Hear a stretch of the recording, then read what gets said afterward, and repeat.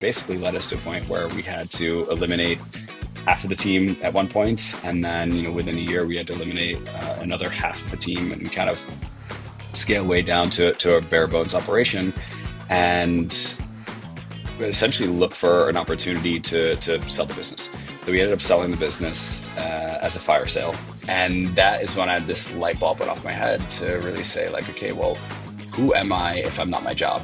I didn't build an organization. I built a network of experts who had their own lease on life and were experts in their own fields and enjoyed working together. Because as a subject matter expert, you don't really have to sell as hard because people want what you know. They need your knowledge base, they need your access to your network to grow their business. The reason it's worked is because having a flat hierarchy and individual contributors and freelancers who take outside work, the reason it's worked is because it's a small organization.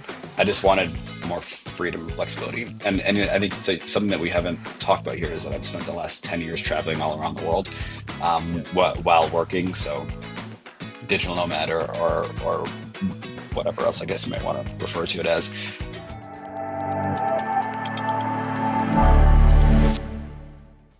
Hello everyone, welcome to another episode of BizUp. Today I have with me Mr. Anredrew McDermott.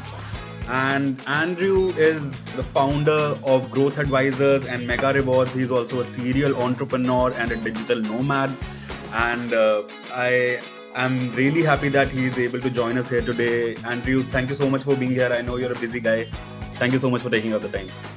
Yeah, look, absolute pleasure to be here. I've known Neelish from Wishup for, geez, must be like 15, 16 years now. And we've stayed close to each other throughout our entrepreneurial journeys over that entire time. So, an opportunity came up to participate in another project that he was working on. So I was really excited to have that. So thanks for inviting me. Right. So, Anredrew, obviously, I went ahead and did a little research when I wanted to have you on the podcast, and I so let's. I would want to start from the very beginning, and if you can just give me a walkthrough of, because I saw that you were working in a corporate, right, and you were like the vice president of a company, right, Spruce Media, to be exact. And then from there, your after that, your entrepreneurship journey began, or Mhm. was it an overlap? And what exactly happened? And how did you think that this is the route you want to take? Like, why entrepreneurship exactly? Got it. Okay. So my career started at entry level, actually within the same organization or underneath the same CEO as Spruce Media at another company, just a digital advertising company based in Washington, D.C.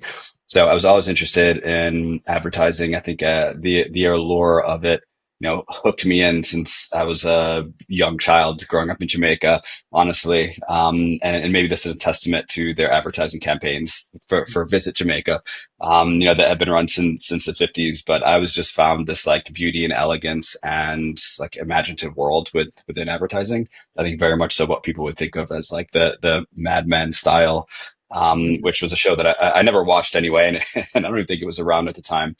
Um, but that is what drew me in. So, I was excited to have the opportunity to get a job in the space, entry level, and particularly on the digital advertising side of it, because at the time, beginning 2008, that was clearly the future. Of course, there's still massive potential within traditional advertising, and the traditional advertising world continues to have really interesting innovations, honestly. But yeah, so that's where I cut my teeth. And then at that company, it was called Gratis Internet. I really had the opportunity to work with a lot of extremely sharp people who, for some reason, afforded me, opportunity after opportunity to sort of pursue some career progression.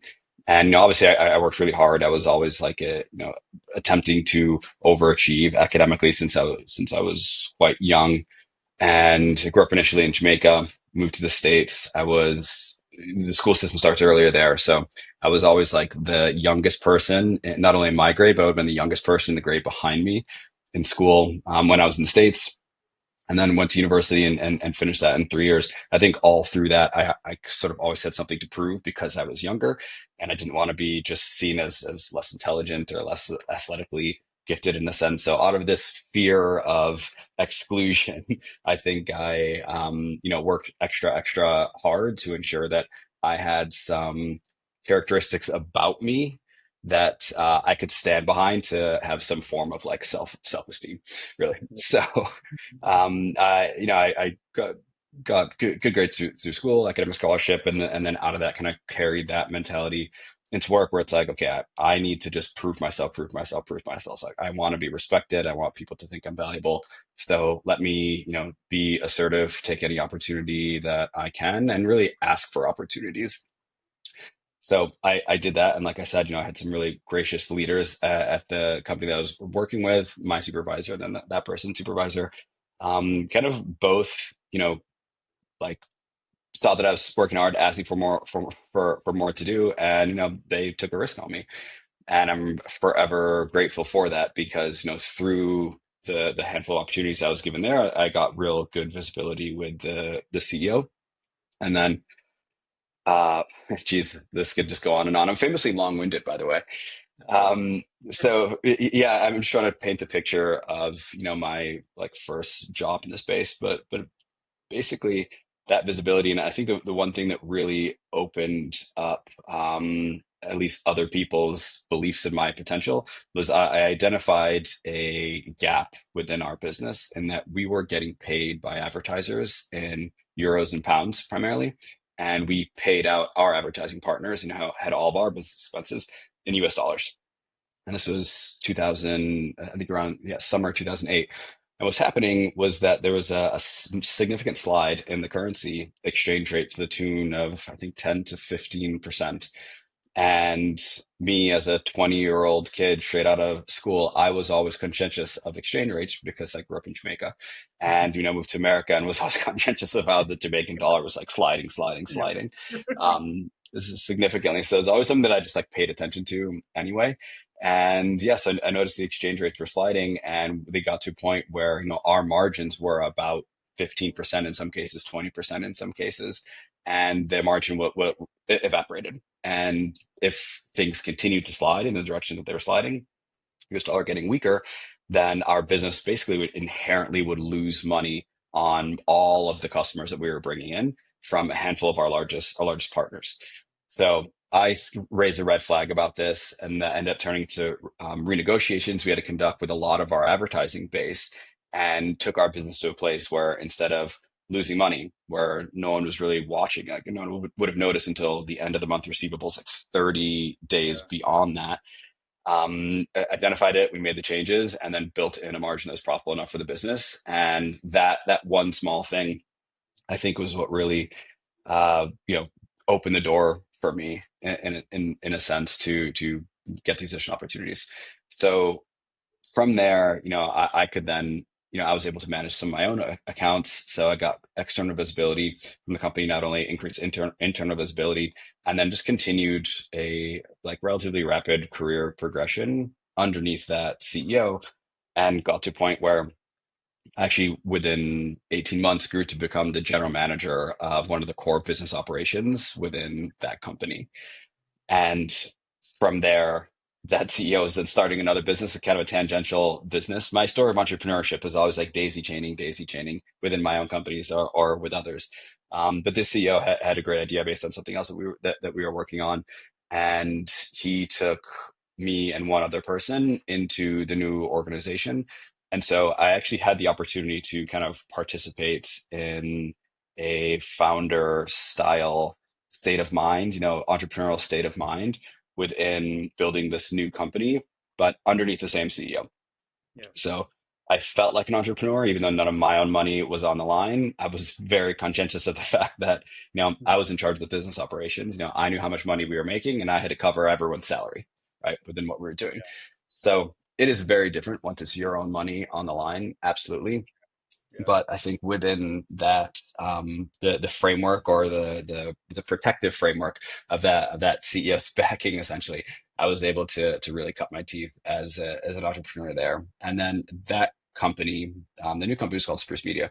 And at that company, we, took it from the three of us up to, I think we were around 80, 85 employees at our height. We grew to be Facebook's largest marketing partner globally, working with clients like Amazon, Walmart, Target, Jack Daniels, Red Bull, as well as a lot of big retail e-commerce companies.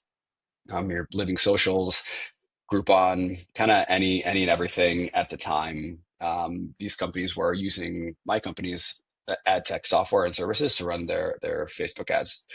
Yeah. So as you see, this sort of like daisy chaining from one thing to the next. But you know, the jump to entrepreneurship in and of myself really came from building up a large network of people who I was giving free advice, free consulting to, who essentially were our clients. Mm. But I focused on building that up because I just knew that there's this inherent value if you're the person who knows all the people, and Yeah. people don't just know you, they know you as someone who's a subject matter expert. So Right. I just kind of became a subject matter expert, having been one of the first people to work heavily in the Facebook advertising space. And this is like 2010, 11, 12. There weren't many of us. And even our company working closely with Facebook, we were, I think, one of five companies that were given access to their ads API. So my company was building advertising technology software directly into Facebook's backend in the early days of them actually building out their advertising platform. So I spent a lot of time at their offices there. I was at the forefront of the Facebook advertising ecosystem in, as I said, 2010, 11, 12. And through that, any company I was speaking with, they just didn't have the visibility because the industry didn't exist. So I was fortunate enough to sit in this position where I was a subject matter expert just due to what I had to be as an entrepreneur. And there weren't always opportunities for us to, sell someone as a client. Sometimes Facebook advertising didn't make sense for the company. Sometimes they had their own employees. Some of them were like pseudo competitors trying to build up their own managed services teams. Some trying to build their own technology. This is direct advertisers themselves. So, even though that was the case, I still found a lot of value in just talking to people about what we were doing, talking to people about what they were doing, and then sharing the insights I had and the learnings that I was able to generate along the way to say, hey, this is a good idea, this is a bad idea, and try to at least add a little bit of fuel to people's fire. And I just continued doing that. Whether they were a customer of ours or not, I just wanted to ensure I was like building my footprint and gaining some visibility for myself in within the organization.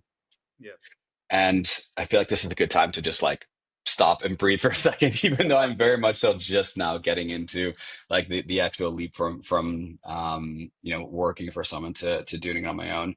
And I'll bore you some of the additional details, but Please go as the Silicon Valley roller coasters go, we had done quite well, and as mentioned, we became Facebook's largest advertising partner globally. However, when you're building a company like that, you often need to invest ahead. So we had raised money from venture capital firm. We needed to hire salespeople ahead. We needed to hire some engineers ahead to prepare our business to scale. And we were profitable, but we had reached an inflection point in the business where we needed to raise additional capital. And because our competitors were doing it right, so other people started to kind of grow their footprint, and in order to keep up, we had to get people to market as well. So the timing, however, that we needed to raise money overlapped perfectly with when Facebook had just gone public and their stock price was tanking. So at the time, essentially, Facebook advertising was looked at as something that was a terrible investment because you had some companies like Coca-Cola announcing that they were no longer going to invest in buying likes for their Facebook page. And that hurt our business and our opportunity to raise additional capital, and basically led us to a point where we had to eliminate half of the team at one point, and then within a year we had to eliminate another half of the team and kind of scale way down to a bare bones operation, and essentially look for an opportunity to sell the business. So we ended up selling the business as a fire sale. So no one made out well, even though we were 18 months before that on figuratively on top of the world. Wow. And so, sort of crash and burn. And when that happened, I got to this point of understanding that a lot, the way that I saw myself and really my value in the world was introduce myself as like as you know, hey, I'm Andrew McDermott, and quickly going into like, what do you do? And yeah, I would ask people that because I love to be asked that, because I was the the vice president of product and advertising operations at the largest Facebook advertising company in the world.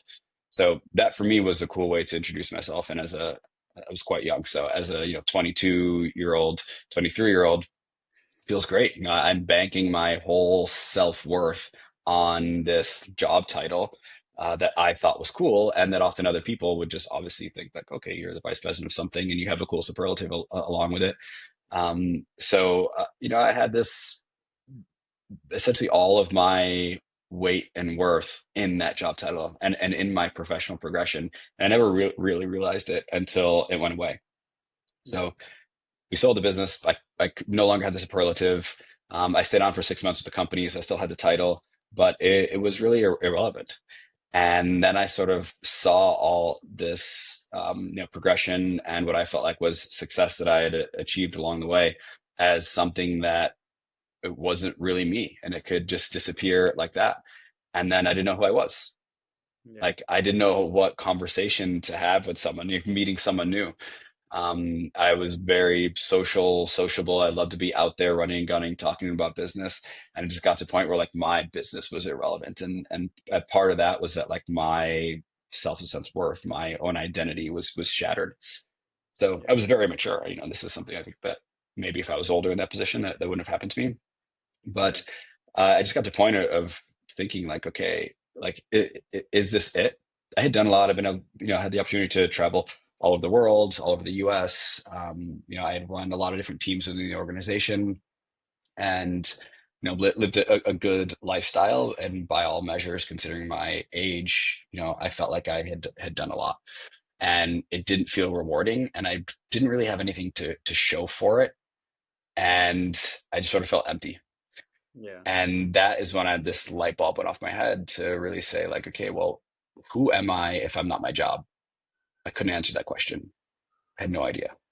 Yeah. Am I these cool clothes that I feel like I'm wearing? Am I the neighborhood that I live in New York City? Am I the building that I live in New York City? There's other things that I could throw out there to sort of like put these guards up on, have people judge me by these other things rather than by the content of my character. Yeah. And then I said, okay, well, that's not good enough. I need to figure out who I am, what I'm interested in, and I really need to take a step back and probably not get back into another startup environment, and ideally not get back into another environment where there will be a heavy investment in or required investment in, we'll say, just corporate politics, company Yeah. building.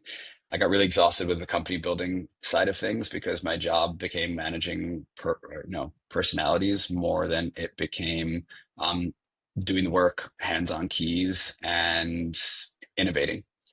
And I didn't like that. It wasn't a good fit for me at the time. I enjoyed it for a couple of years, but it just became something that I was less interested in because I was just a service to these people and to this organization, and then had lost myself.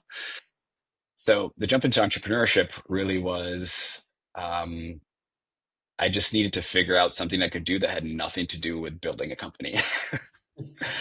And so what that first step is consulting, right? So I had built up a big network. There's a lot of people out there who were CMOs or VP of marketing, saw me as someone who knew a lot, not just about Facebook advertising, but about customer acquisition in general. And everything that goes into that. So it's more than just like running ads, buying media. It comes down to the user experience of a customer on your site. It comes down to the customer um, the CRM program that they've installed. There's a lot of things that are required for a company to actually grow.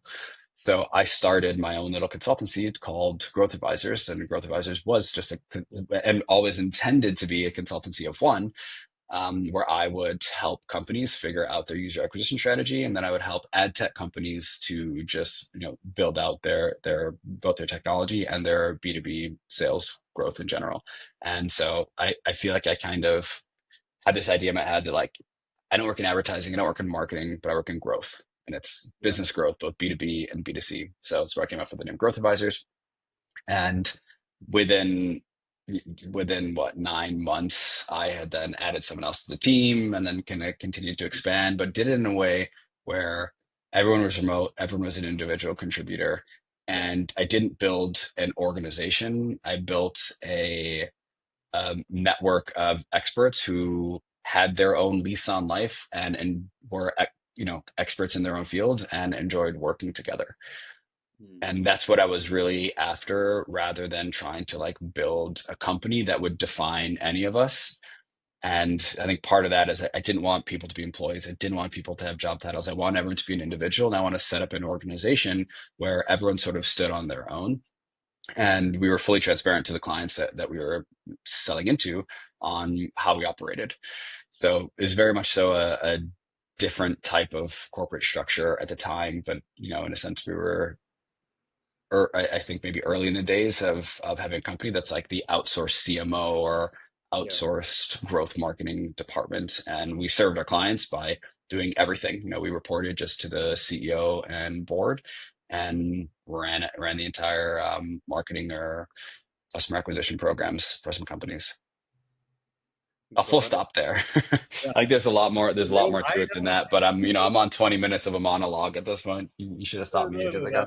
that's lovely because like, now I have so many questions throughout. Uh, from whatever you said. So I'll okay. I'll start from I'll pick something out from whatever you said, and I want to ask you. Uh, at 22, 23, you're saying you were the VP of this company, right? Mhm. So when did you start working for them? Like right out of high school, you started working for them.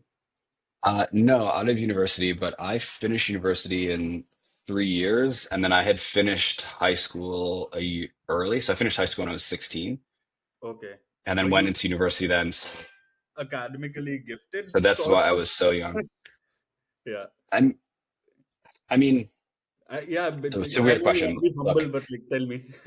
no, no, no, no. I mean, I think the reality of it is like I started in the British school system in Jamaica, Okay. and then when my family moved to the States, I just Mhm. went into the next grade that I should have been in.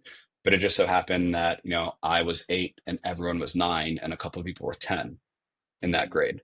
And then even as of being 8, once I got to know people in the grade, beneath me, I found that, whoa, I'm like one of the like maybe I'm the youngest or the second youngest person in that grade, and that was just due to the transitioning from the British school system to the American school system.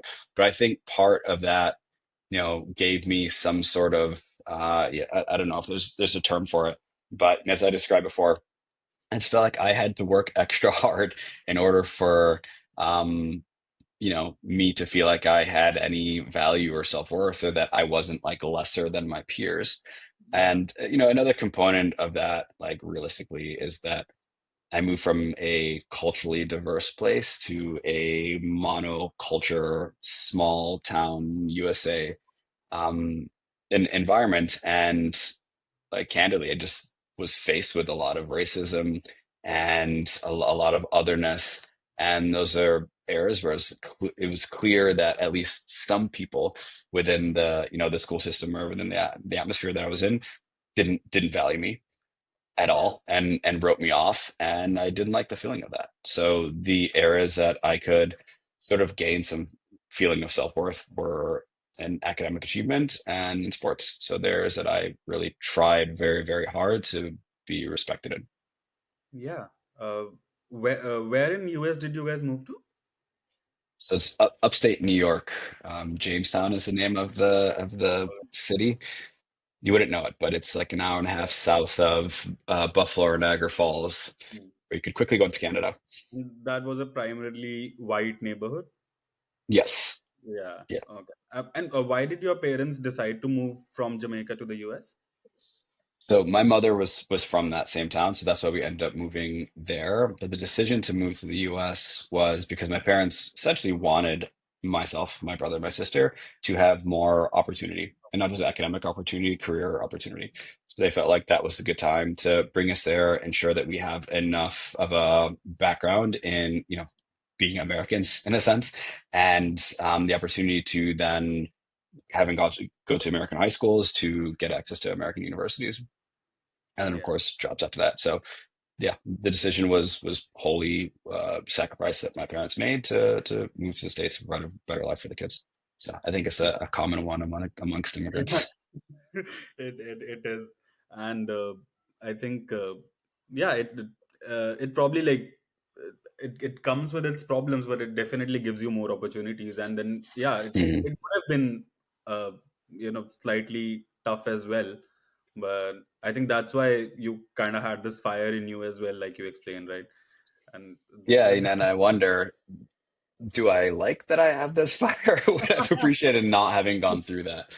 yeah, Because I loved my life as a kid in Jamaica. Absolutely loved it. I loved my friends. Was very, very happy as a child there. So moving to the States was met with a lot of internal conflict. yeah, We'll say. yeah, I'm sure. Uh, so, uh, after school and college, you started working here. You talked about being the first, one of the first people and companies where like Facebook advertising had just become a thing, right? Mhm, And then it went down also. But then in what? And it has been what, like 2 decades since I think Facebook advertising is now a thing. Uh, mhm. how Nearly. how have you uh, experienced the changes within Facebook advertising? Because I think it is now people say that just upload your creative and Facebook will do the rest for you. Right, and Yeah, it wasn't probably as simple back then because it's there was no AI, and the algorithms were probably not that advanced for Facebook as well. The learning wasn't there for so many years that Facebook has now. yeah. Uh, so what do you feel is fundamentally changed in terms of Facebook ads in, like, let's say the last 10, 15 Well, I years? think you just articulated it quite beautifully just then. Um, so, outside of how well you covered that, I mean, that's what it is. Look, in 2009, 2010, you bought all of your Facebook ads based on click. You paid per click, and the onus was all on you to ensure that that cost per click was backing out into a profitable cost per new customer for your business. And I think at the time, Facebook didn't even have conversion tracking in their ad platform. But that's something that we built into ours, right? So essentially, they expose all of the back end systems access Okay. to their advertising platform to us, and at the time, a handful of other companies, now thousands of companies globally. And so we were able to basically build a dashboard where you would log in and buy your own Facebook ads, but wholly through my company software and not having to log into Facebook at all. So one of the other things that we did was built in our own conversion tracking and measurement system. So now I can see exactly how many customers are signing up as a result of each one of my individual ad campaigns. And therefore, you could then optimize your ad campaigns in my technology, and you could not do it at all within Facebook's because you were just seeing costs in Mm. Facebook and not getting understanding your profitability. So the first big shift was when Facebook started to incorporate conversion tracking data, and was very Yeah. extremely rudimentary conversion tracking system that they introduced initially. But that was the foundation of really changing everything for that business, because today it's not just upload your creatives and Facebook will do the rest. There is a second component of it that's really important, and it nods directly back to when they added conversion tracking in the first place, because you upload your creative, and then you also have to ensure that you're sending Facebook the right data signals, Yeah. and then they do everything else. So the data signals you want to send them are your conversion tracking data. So who has registered or signed up, who has become a purchasing customer, and understanding, giving them an understanding of the value of those customers. So the more Facebook can understand the LTV of the customers that you want, the more their automated systems can serve your ad to more people who are similar to that. Right. Mm. So over the time, there have been a few different ways that Facebook has tried to help advertisers do this. And today they're incredible at it, I'd Yeah. say. So it really comes down to, get your measurement dialed in, get a true understanding of, like, not just the right metrics, but the most robust of data set that you're happy to have them track. And if you do that, then you need to go through a little bit of a process of choosing which one of those metrics you want them to actually optimize to. And once you dial that in and you get some kind of a baseline that you have decent performance, maybe it's around break even, then your game just becomes, all right, more creative, more creative, more creative, constantly filling the system with more creative, new creative concepts. But that will never work if you do not really intelligently take the time to define what those conversion actions are that help you get the customers that you want to have. Right. Yeah, that's interesting because like so people have asked me this, and there there's something fundamentally that people ask, right? So they're like, okay, if I tell Facebook that how people are converting, what is the value that I'm giving, Facebook kind of knows my customer acquisition cost. Now if Mhm, let's say Facebook knows that I acquire and I'm talking about B2B here, so like $1,000 for a customer, right? mhm. So it will actually start showing like giving me higher cost per lead, because now it knows that I can spend more money because the LTV is so much higher. So why shouldn't I tell them that okay, this value is not $1,000, this person is giving me $100? Why You shouldn't I should do do that? that. You should You do should that. do that. Yeah, Okay. absolutely. Absolutely. Yeah. Well, you do it in the ad creation part, not in the data part, right? So still send them the $1,000 customer value in, the conversion API or in the Pixelfy or MMP integration. But when you're telling them how you want them to optimize, you choose the event that you want them to optimize to, and you can choose a value of that event that you want them to target. Yeah. And that becomes your lever, whether it's your return on ad spend or a cost per target. But that's where you start to just, slowly over time, get things to chip down, down, down, down, down, so you can break in some more profitability for your business. Okay. And is it also true that let's say I have a budget of $50 a day versus I have Mhm. a budget of $500 a day? My ads will be more efficient at $50 a day because Facebook knows that I'm new and wants to push. But as soon as I keep increasing my budget, the inefficiencies kick in. Yes and no. Okay. In my experience, I Mhm. think it is impossible not to become a conspiracy theorist when you work. When you spend all of your time working in a platform like Facebook ads or Google ads or SEO, the hypotheses just pop up in your head constantly. So I try to stop my brain from going in those directions as much as possible and just believe that the system is doing things right because you have no choice other than to exist within the system, Yeah. right? So it just comes down to testing and learning, testing and learning, testing and learning, and trying to find your way through it. So, it can also be true that if you open your budget up, technically you're giving them more opportunity to serve the ad to more people, and therefore you're getting a wider casting a wider net in terms of having their optimization algorithm understand the type of customer that matches a profile of your ideal converting user. So if you spend more over time, their algorithms will get more intelligent for you, right? And if your budget is there's just a few ways to think about it. I think if you have a $50 a day budget, you may consistently see good performance on that. And I think what you're saying is, you go out with a $5,000 a day budget, and it doesn't work. I wouldn't just do 50 and five, I would have it at 50, and then I would slowly go up and maybe launch a new ad that's at 75. And then maybe later launch a new ad that's at 100. And simultaneously, I would test increasing the budget of existing ads that are in place once they're out of their learning phase. So I think there are a lot of things that I would still look at testing because I know that the algorithm behaves differently based on a lot of factors. I don't know what the factors are. The factors change over time. Yeah. It can drive you crazy. And I think if you have experience working in SEO, you're very, very aware of how crazy you can be driven, but by the nature of these sort of things. So yeah, I mean, that's how I approach it. I try to be conservative in my own budget setting, but I also look at making slow incremental changes rather than taking like bigger swings in short periods of time Yeah. Yeah. That as it makes sense. pertains to Facebook advertising only. Yeah. Yeah. True. So when you take up a project in growth advisors for a company, Mhm.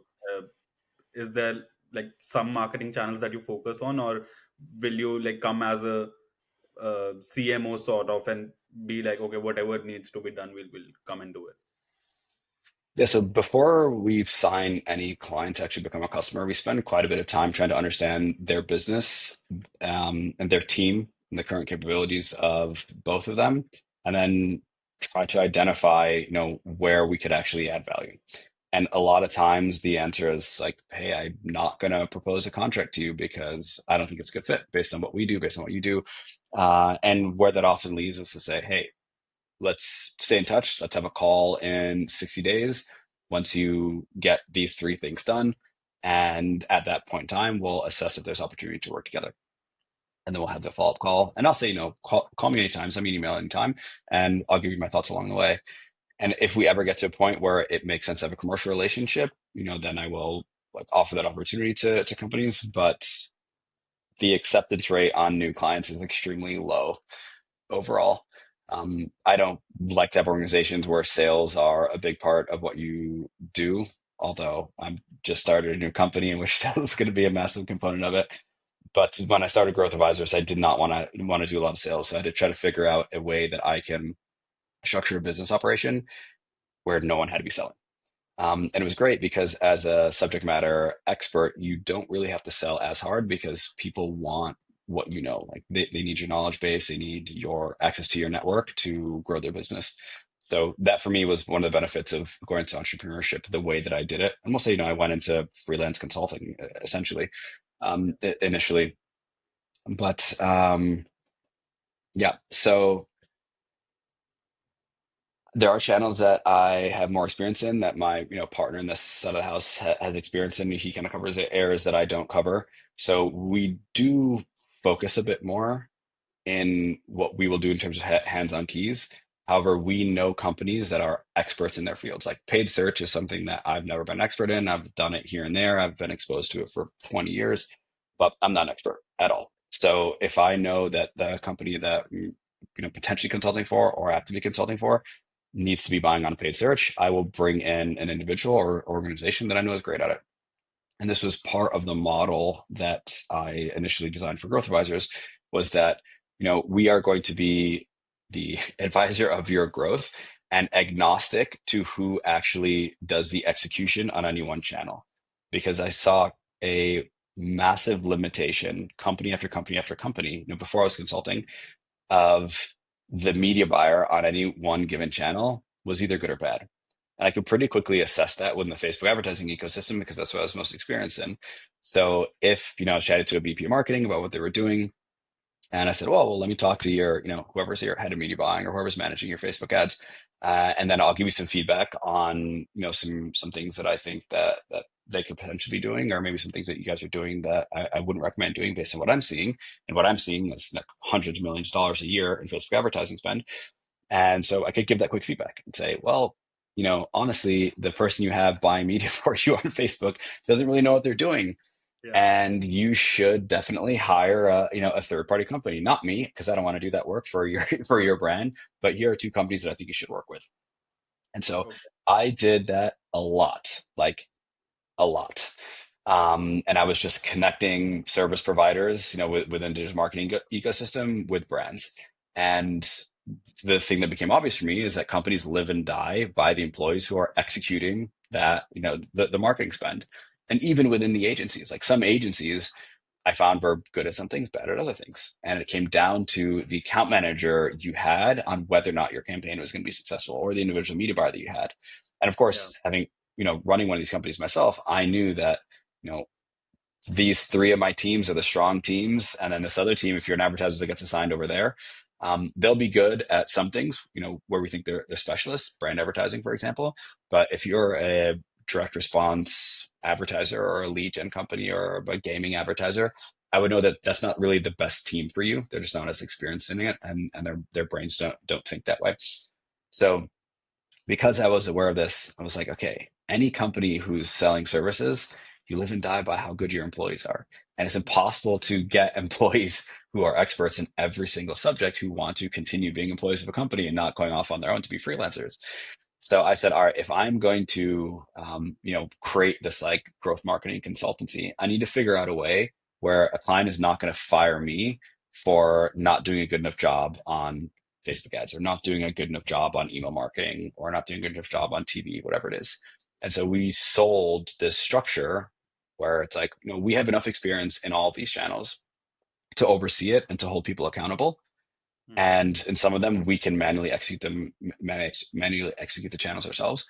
But what I could always be for the client is someone that says, hey, this vendor is good or bad that you already have, or these employees are not cutting it, or this employee that you have is here is great. You should actually utilize them in this other area as well.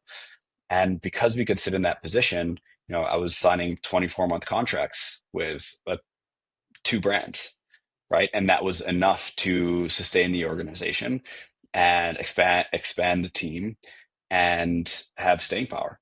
I've had two clients for a decade, and you normally can't do that within a traditional service provider deal structure. So for me, it was really important to create a deal structure that I couldn't easily be fired because I Hmm. didn't want to be doing sales.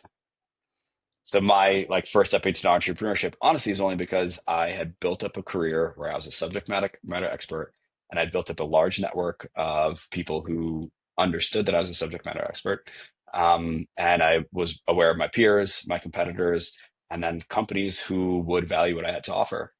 And so for me, it just came down to figuring out how do I create the right lifestyle of a business that I can do the things I want to do and not do the things that I don't want to do. Because when you're building a company and you have VCs who giving you money, you do a lot of things that you don't want to do. That was great for me for a while, but like I said, it burned me out and just led me into a direction of my career. And that's again, and being young, that I didn't really know who I was or where I was going, or what I wanted to do. So I had to kind of take some control of that. Right. That's actually very interesting, and I was going to touch upon that. That for being a subject matter expert, uh, it was probably a different route for you. But for like someone who is like, let's say, I want to start my own marketing agency tomorrow, Mhm. right? And usually, like, and today, I think every other person can call themselves a performance marketer, and whether they are good or bad, it does not matter. But there are so many out there on, you can find so many freelancers and everything. Yeah. For me to start it tomorrow, I will have to go out and sell, right? Hmm. And to do that, there are projects that obviously I will not be able to say no to, because I kind of have to do that. Uh, do you think today it is possible for someone to have a one person consultancy with just AI tools and just going to go out, try to, you try to get the Absolutely. closures, and then everything else can be done by AI? I am not an expert in the capabilities of AI. Um, I'd say I use them maybe rudimentarily. Probably use them a lot more than most people, but I'm aware of how much other people use them. So, people who are becoming experts in it. So it's definitely something that I'm trying to understand more and more of. And I think if anything, within my companies, I really do try to encourage all my employees or freelancers or people that I work with to utilize it. Like I Yeah. want them to figure out how to leverage this technology, and I want them to know that the person that they work with is backing their own career progression and encouraging them to learn more. Because the world has shifted a lot already with what AI can do, and it's only going to change at a faster and faster rate. Yeah. So, do I think that there's a lot of opportunity for individuals to go out there and become freelancers and customer acquisition? Absolutely. Would I recommend someone doing that as their first foray into entrepreneurship? Absolutely not. I wrote about this like 10 years ago, when I was like early in this like digital nomading lifestyle, and a lot of people are trying to figure out how to do it and just trying to understand what other people did to get there. And I think I have maybe an unpopular opinion, but if you want to become an entrepreneur or a digital nomad, my suggestion is to get a job at a company, work there for years, become a subject matter expert, and build your network. Ensure that that network knows what you have to offer them. Yeah. For me, if you haven't done that, like I can't believe that people like become entrepreneurs without setting that foundation. I'm way too risk averse for that. Yeah. So, you have these people on, of course, TikTok and social media all over the place, just encouraging everyone to become an entrepreneur and, do this. Like, so many things that people can do. And there are like these things are out there for sure. They always tell you to buy some course or go learn about it. But look, you can learn about these things and you can start one of these random businesses and you can be successful doing them. I don't know how to do that. I've never seen that happen. I don't know anyone who's actually done that. And so I can't give someone advice. My advice is boring. My Yeah. advice is figure out what you want to figure out what you want to do and go get a job where someone will pay you to do that and pay you to Yeah. build your network and pay you to learn more. And then you'll get to a point where it will become so obvious that you can get paid more money by other people because they will literally be asking you if you will consult for them. Yeah. And then you just take the side step and it's not even a risk. Like you go outside of being a full-time employee into being a freelancer and you could be making 50% more salary, double the salary, like that. Like that. Yeah. I mean, I think that's the kind of advice that a lot of people actually need to hear also, because it is true. And almost, I think, 5 to 7 years ago, so I also tried to build my own startup without any experience. I worked it for 2 years. It did not work out. And then in the last 5 years, I've just been working and working and working. And I know that I'll probably do my own thing one day. But first, Mhm. let me just learn, because right out of college I tried to do it and it did not work out. And then Mhm. I also realized, okay, this, and then I've been working for the last 5 6 years and I know that there's so much to learn. And now maybe a few years later I'll be very confident to finally try and do it again, and that makes Mhm. sense. And I think a lot of people need to understand that. uh, Andrew, this uh, kind of company that you are trying to create, where you're saying that everyone is an individual contributor, and there is no hierarchy Mhm. and structure to it. It's very different. It's a different kind of a structure. How does this exactly work, and how do you inculcate that kind of a culture in a company, and how does it still kind of work, because as a team and then individually? So I have a few companies that I'm involved with. They do not all work that way. Yeah. But the one that I've run for the last 10 years, Growth Advisors, it is set up as such. And we've done two things over the years. One is being a growth marketing consultancy, and the other is we are a owner and operator of websites that get their traffic from organic search, and we generate our revenue from advertising relationships. So, we're an SEO affiliate site company, and that was kind of born out of something that we were doing for consultancy. So the reason this worked is because having a flat hierarchy and individual contributors and freelancers who take outside work. The reason it's worked is because it's a small organization and because I'm heavily involved and my partner is heavily involved in everything that we do. Yeah. So I don't think you could, well, I don't know that you could scale an organization well this way. I doubt it. You'd run into a lot of issues pretty quickly. But, I've been fortunate enough to have a lot of opportunity to talk to a lot of different people and take the time to decide who I will offer an opportunity to actually work with my team. And I've always encouraged them to have some outside work. Yeah. And I just, like I said, I think if anything, it's a reaction to the things that I didn't like about entrepreneurship in terms of like building a company and building a corporate culture. I just wanted more freedom and flexibility. And I think something that we haven't talked about here is that I've spent the last 10 years traveling all around the world Yeah. while working. So digital nomad or whatever else I guess you might want to refer to it as.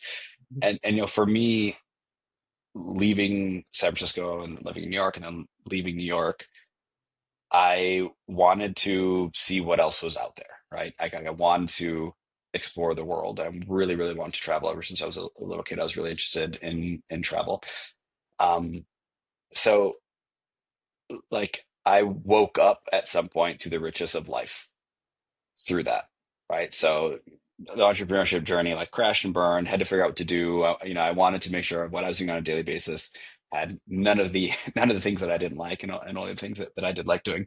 Um, and part of that is I want to make sure that I had like some of my own free time to read books and like figure out what it is, who I am. And unfortunately, I was also out of the environment that I've grown up in. I wasn't in this hustle mentality, environment of San Francisco, New York City. So what you do never came up in conversations, Yeah, and like literally, no one asked.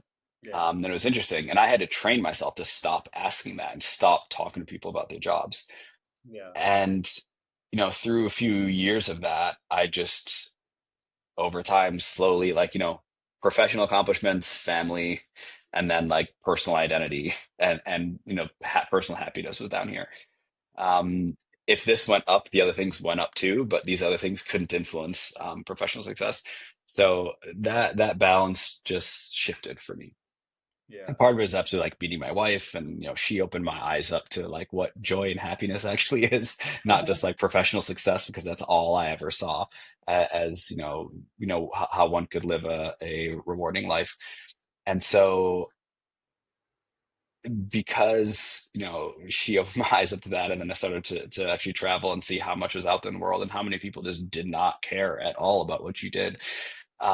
That that for me just like shifted the type of companies that I want to build. Like I want to have companies and I want to work with people who care about the richness of their own life first and foremost, and have their own things that they're interested in and that they do, and make it so that work isn't what it's all about.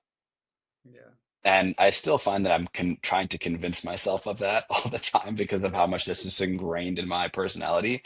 But I think surrounding myself with more people who think that way, like life first, and particularly now where we live half the year in southern Spain, this is a life first place where I'm living, right? yeah, Right. exactly. Um, I totally relate with you because India, also has a culture where it's all of your identity is mostly your job, right? What you exactly. do, then yeah, that is it. And then and I'm also like a very hustler workaholic kind of a guy. And then again, my wife who actually wants to live and enjoy life, and now we've moved to Europe, and now I'm realizing, okay, exactly, no one actually no one gives a fuck about what you do because Who yeah, knew?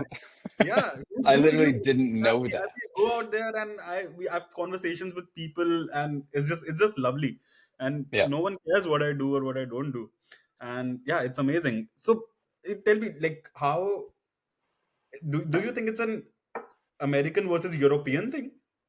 uh, I don't uh know. Look, my entrepreneur's journey was through my formative years, right? So, we're talking starting this whole path at 20 and really feeling like an entrepreneur in it because of the type of company that I was in, from 20.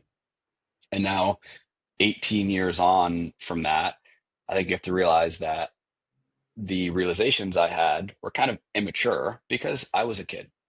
yeah, So there are some things like this that just take a long time to really learn your way out of, but there are epiphanies that I had to, being 27, between 26 and 27 is when I really started to realize like, whoa, there's something else out there other than my job to define me and my value in society, which feels just kind of silly to say now, but it was such a massive like shift in my perspective on life and my joy and enjoyment of life. And yeah, say first and foremost, my wife waking me up to that, and then seeing the opportunity that could exist there, but something I didn't really understand. I started reading a lot of books, and I've read a lot of books that have helped me evolve.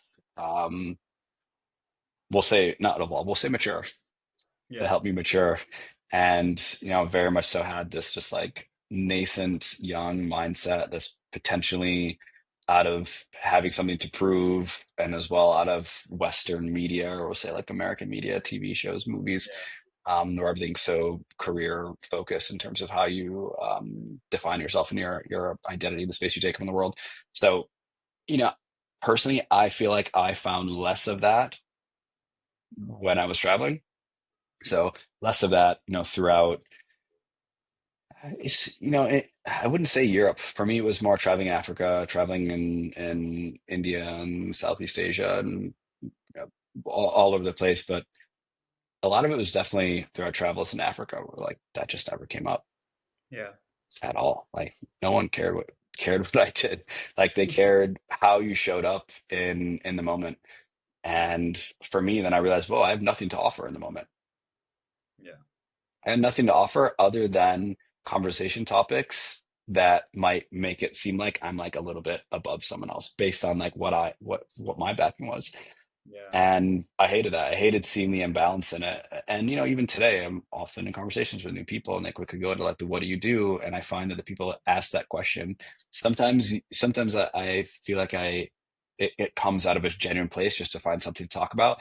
But other times it's almost like a little bit of an augmentation in their voice or their intonation, where it's like this person just can't wait to give the answer to this question themselves, Yeah. and they want to be seen as whatever they do, and that's fine. Like that's where they are right now, and I know what that feels like. I was that for a long time, but I found a lot more enjoyment outside of that in my own life, and I try to keep that awareness in front of me, although Yeah. that's easier said than done, for sure. Yeah. No, I get it. I'm still going through the same thing, so I totally get it. Yeah, But especially when I have a new company that a new business I'm building. This one's gonna have employees. This is gonna have like traditional structure, yeah. all that potentially some investment. So I'm going back to the thing that I ran as aggressively as possible away from, but I'm gonna do it in a better way than I did it before. Of course, I'm a lot older now and much more just professionally mature. But at the same time, I'm so excited about what I'm doing and the product that it's hard to not like spend all of my time thinking about it. So I Yeah. try to like, okay, work work is done now for the day. I need to put my put my computer down, not look at my phone notifications, and just figure out like what am I doing today? Like what do my wife and I want to go do? What are my friends doing? Yeah. Um, yeah, seems kind of odd to compartmentalize like that, but I have to be very intentional about it. Otherwise, I just quickly end up in the rabbit hole and into the spirals and losing myself again. Yeah. Yeah. To I can't You even can relate. how much I relate with this because yeah, I can't put my phone down and if there's a Slack notification at 12 a.m. I'm gonna check it. So yeah, I'm also trying to like Beware. I think I'm where you were all these years ago, and now I'm kind of trying to figure it out. But yeah, so Andrew, how when did you start to think that like you want to travel this much, and then I read about what you had written about like having a minimalistic lifestyle and surviving on $4,000 a month and traveling everywhere. How was the experience, and why did first of all why did you decide to do it? Second, Mhm. like how was the experience? Where did you go? What did you learn from that? Okay.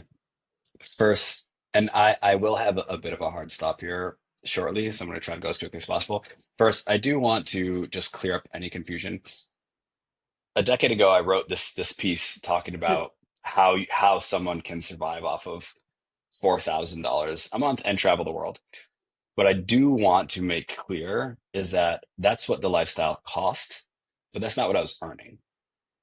Okay. So I was earning uh, like significantly more than that, Yeah. right? So I had a big buffer. I was saving more money than I had ever even imagined saving in my life.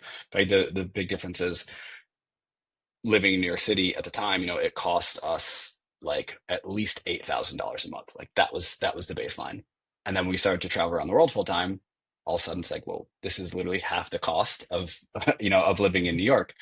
But as I mentioned before, you can often go from working full time to consulting and start making more money. Yeah. And so I was instantly making more money than I was making in New York. And now my cost of living was cut in half.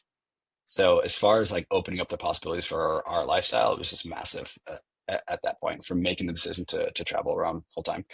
So I do want to share that because I feel like it not only comes off as confusing, but also seems like, well, this guy was only making 4,000 a month. That's ridiculous. Yeah. Yeah, that's nothing. And nowadays it's impossible, I think, to do that. But you could get an Airbnb in most cities for like $1,500 a month back then, a decade ago. Now it's impossible to get something in most Yeah. places at that price level. So, but yeah, I mean, if you can be making $20,000 a month and then traveling around the world full time, like easy, even then, especially, but even now, or more than that. So getting to the point of making the decision. As I said, my wife and I lived in New York. We had sold the business, fire sale. I had 6 month contract to stay on that company to help them transition it. In that time, I decided to decide what it is that I wanted to do. I was interviewing around, talking to a lot of my friends in space, and there was nothing that I really wanted to do because I knew that I was just going to be right back into this hamster wheel and roller coaster again because like I couldn't see myself joining a company that wasn't some kind of like startup mode entity. That's just all I knew. And working, like going to the corporate world, like maybe going to work for Facebook, that was just seemed so unrealistic to me. Like just something that didn't make sense for who I was. Um, so after going through some interviews, I had these opportunities, and I shared them with my wife. And I was like, I could do this, and this is what this is going to look like for the next 3 to 5 years, and then this and this. I had these three options on the table. And in that conversation, I was like, to be honest, I don't want to do any of these things. What I'd really like to do, just pick up some consulting work, pack up our bags, sell everything, move out of New York, and try traveling around the world. It's like, Yeah. would you be interested in doing that? And she's like, that one, absolutely, let's do it. But the why in terms of, why we wanted to do that. I mean, one of my like childhood idols was like the idea of having this James Bond kind of lifestyle. I didn't want to work in clandestine services, although I actually did a lot of research into it when I was like 20 years old, thinking that like, okay, I could probably do this. This would be cool. Then I could travel around the world, and I could walk up to some random bar in Dakar, Senegal, and like, oh, Mr. McDermott, been a long time since I've seen you.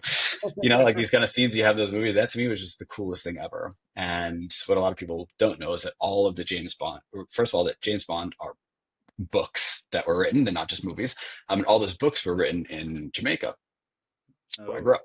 So in Jamaica, there is this like connection to Bond, and then even some movies, including the first movie, were actually filmed in Jamaica.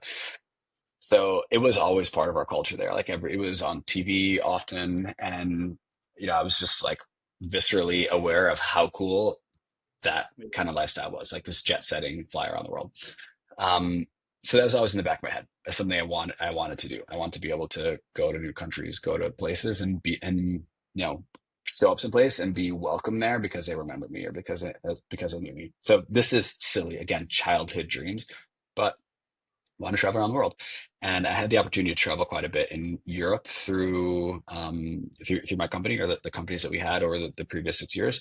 But it was essentially just a goal forever. And for my wife, she had done a bit of traveling before that, and she's always been, as excited about and interested in life and like getting the most full and rich experiences of life. So she was already in this place where like life first, Yeah. like professional identity um after that.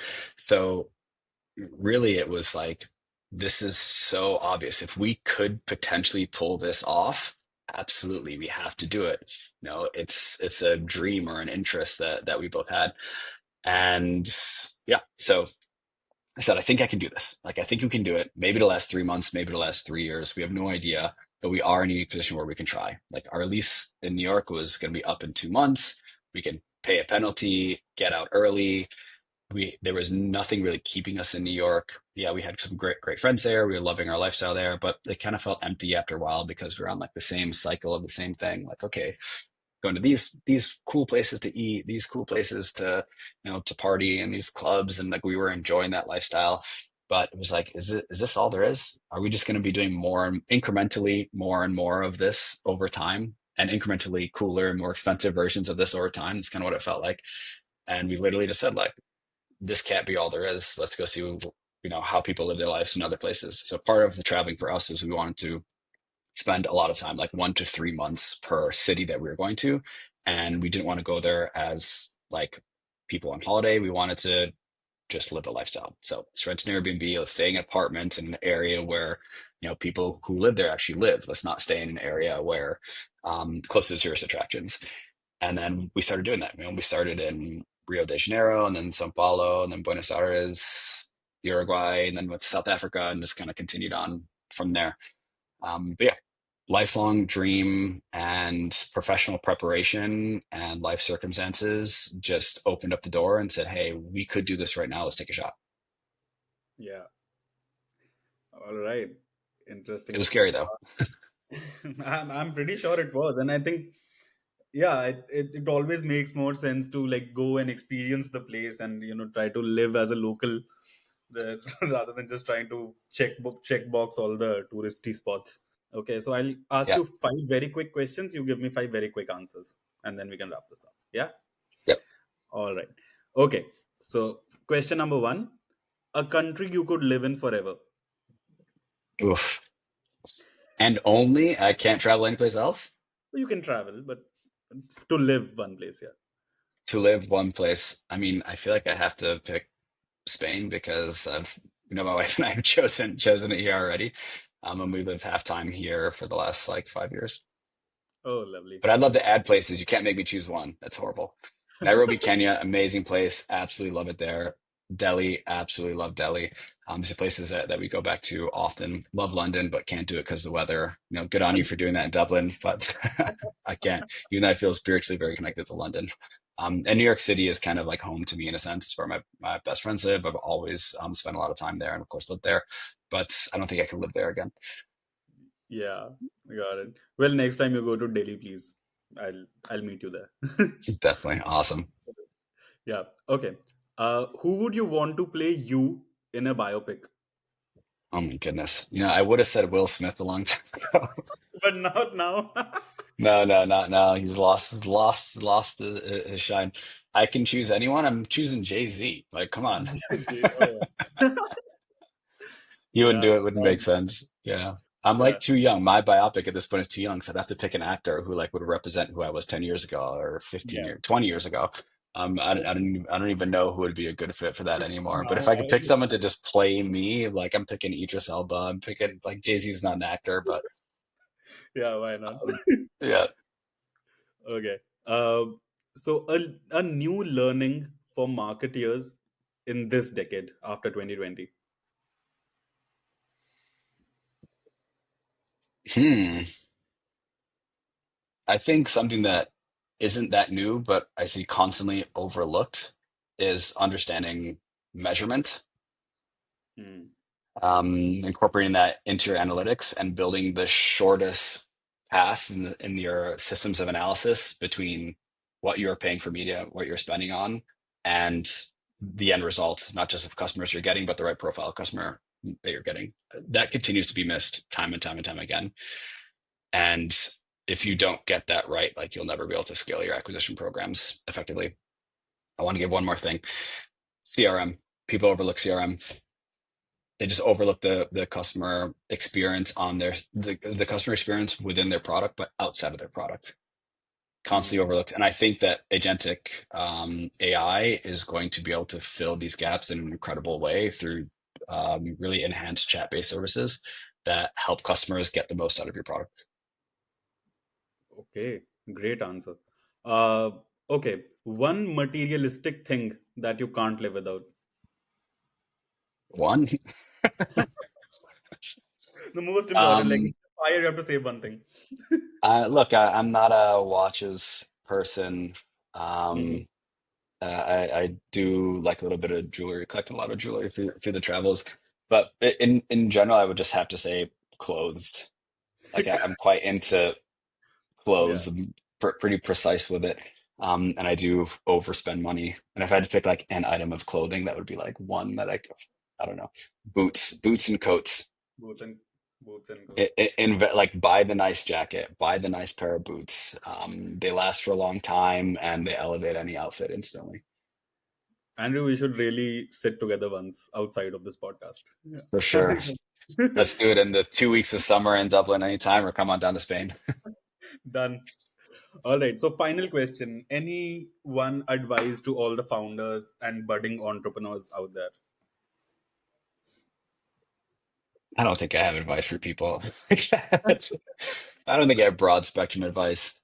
Read books. Read books. Well, that's a Yep. good advice. And fiction. Yeah.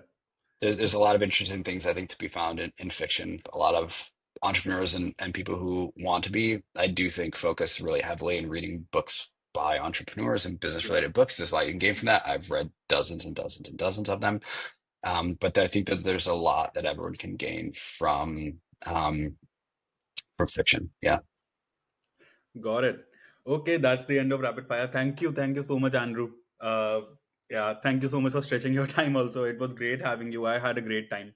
I didn't know Yeah. how it flew. I did too. Yeah. Thanks so much for having me. Yeah, and I really appreciate you guys reaching out. Like I said, I'm always happy to really do anything that Nilesh asks at any point in time. He's just been, a great counterpart and, become a friend over time, especially in my first few times traveling to India. I was Yeah. heavily reliant. I was like, dude, I need help with this. And I'm trying to buy a flight on whatever, Go India or some airline there. I was like, and they won't take my card. Like they won't accept an international credit card. So can you book this flight for me and I will pay you? It was just like crazy back in the day. Now things are different, of course. It's a lot easier, but I don't think I would have had as great of a time traveling India if I didn't have, an initial someone there to help me just navigate how things operated because they were Yeah. they are different in general. Massive country that, of course, does things their own way because they don't need to do things anyone else's way. And one of the most incredible places I've ever visited. I will always spend time there. I was there for a month last year. Like, absolutely love the country. But yeah, so cool. Okay, full stopping there. I'm gonna jump into this interview that I'm 11 minutes late for. Yeah, yeah, please, please do But that. yeah, yeah, great to speak with you again. And yeah, Again. look forward to hopefully meeting you in person and talking soon. Yeah, see you soon, Andrew. All Bye. right, take care, man. Cheers.